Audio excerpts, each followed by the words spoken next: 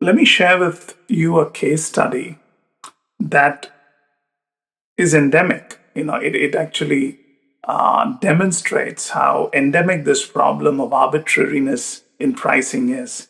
This is a case study on knee replacement pricing.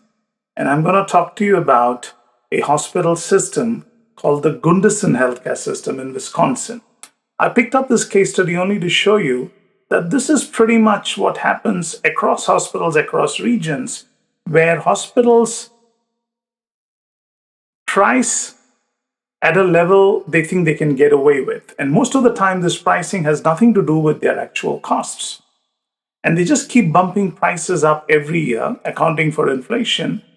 And at some point in time, they don't even know what it costs to do this. So this is a case study that was reported in many top journals, where since about early 2000s, the Gundersen administration kept bumping up knee replacement surgery charges. So every year they would bump it up 3%, 5%, 7%, whatever. So this continued for years. And about a decade or so later, the average list price for knee replacement procedure, surgery, which is a very common surgery across the world and also the United States, was I think north of 50,000 US dollars. And this included everything, including the cost of surgery, the anesthesiology, stay, etc. So even as these prices was being bumped up, the administrators, nobody in finance actually knew what it was costing them to do this. And then there was pressure from the community. And you remember the example I gave you about those C-section? So anyway, this is similar. But then because of this pressure from the community, they decided that we have to nail these numbers down. And a research study was conducted, which was led by Professor Robert Kaplan from the Harvard Business School. And they conducted close to I think 18 or 20 month costing review, which was, and they basically adopted the TD-ABC, if you remember from our previous videos on time-dependent, activity-based costing model. They actually looked at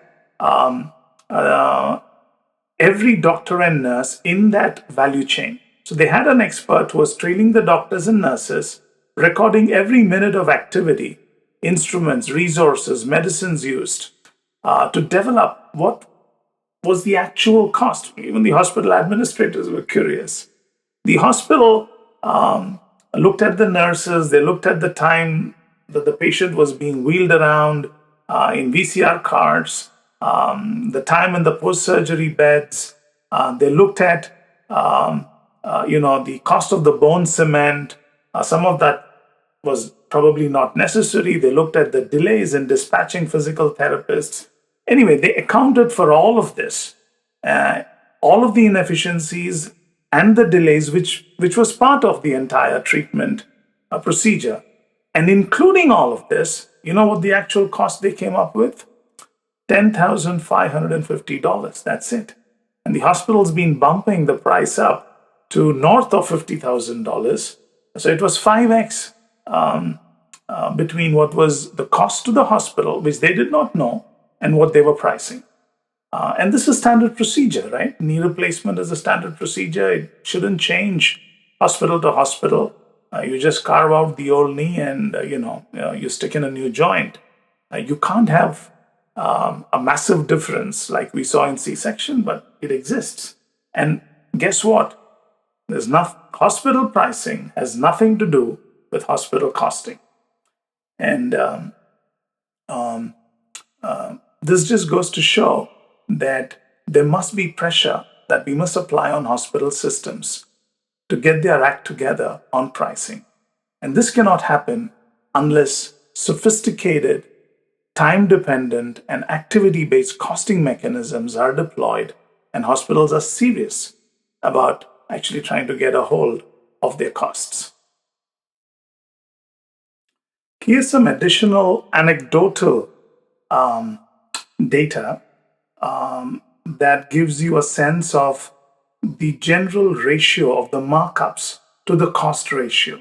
This is based on a very limited study, about 6 hospitals for very specific procedures that is on this slide. by service. So the typical charge to cost ratio in radiology that we have seen is between 1.1 to 1.25. For pre-op and post-op procedures, it can range up to 1.85 times the cost. Blood bank, the charges are about up to 1.88 times. Inpatient beds could be close to 1.92. Laboratory is 2 times. Operating rooms can be close to 2.35 times the service costs. Pharmacy can be around 1.25 to up to 2.5 times.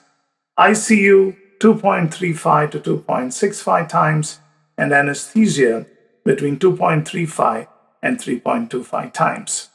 Now, this is just a generalization, need not be accurate, because the fact is most hospitals do not have scientific and accurate cost accounting methods. And because these costs are not necessarily accurate, the charge ratio could actually be much more because these are multiples of the costs, which are by its very nature, as we know, not very accurate. So what you tend to see is that hospitals manipulate their charges and they change their pricing based on competitive charges within the region. So, they would interview other administrators, try and get a sense of what is the charges for similar procedures, and then choose to peg their prices around that because that data is much more easily accessible and not as much hard work as having to do a TDABC. In fact, there's another study that looked at the profits of more than 2,800 hospitals over a decade. You know what was found? Hospitals that boosted margins didn't cut costs. All they did was raise their revenue by increasing the rates that they were charging insurers. Because cutting cost is hard work. You got to do that without negatively impacting outcomes. So the easiest thing to do, just keep bumping the costs up. As I told you, there is no method to the madness of hospital pricing.